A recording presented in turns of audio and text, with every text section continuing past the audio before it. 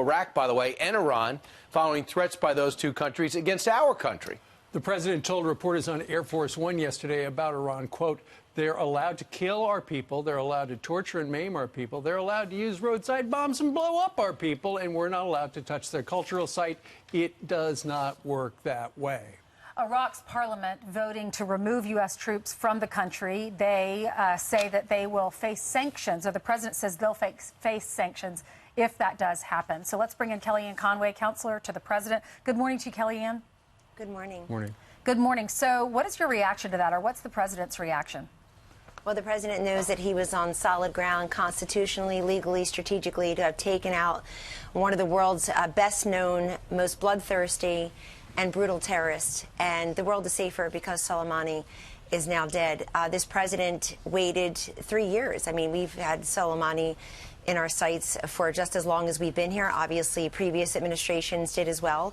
But I'd like to quote none other than former DHS Secretary under President Obama, Jay Johnson, who yesterday said the president, as commander-in-chief, has ample domestic legal authority to have taken this lawful military objective, to have executed on this lawful military objective. You've got former head of CENTCOMMAND and former CIA Director David Petraeus yesterday saying you cannot overstate the significance of taking out Soleimani, and that when he was over there with our troops, we didn't see much of Soleimani. He's been more brazen, he's been more visible, and he got caught in the act. The president is absolutely right. He got caught in the act.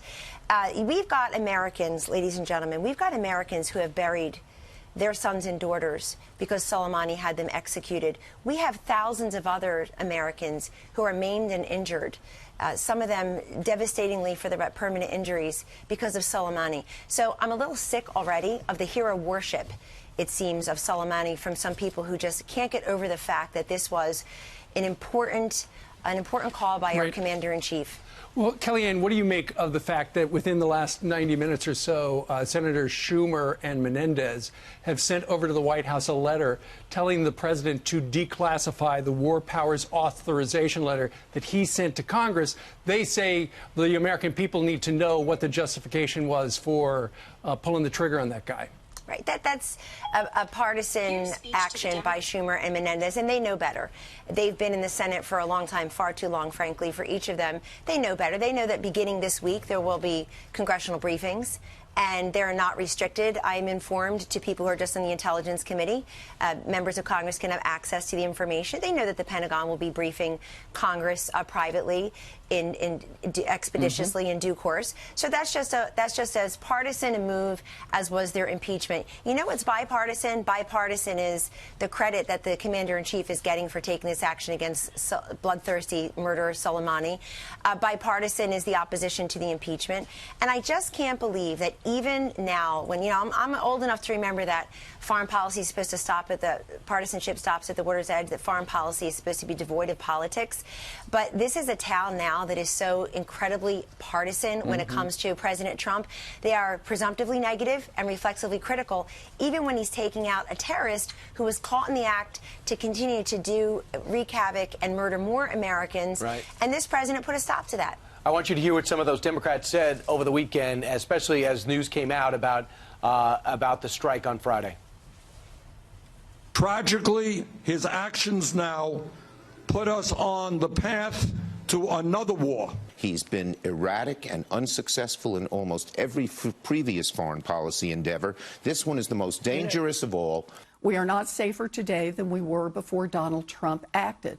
We seem to have accomplished what Soleimani was trying to do but couldn't. So in death, he's actually accomplished his goal. Taking out a bad guy is not a good idea unless you are ready for what comes next. This is and was an enormous escalation. So that's what they think. What do you think about what they think? Well, who can blame them? But I'm not going to be lectured by people who voted affirmatively to fork over $130 billion in cash to Iran, which helped to fund the Quds Force. I don't think it went to economic development and women's freedom and liberation in Iran. Do you?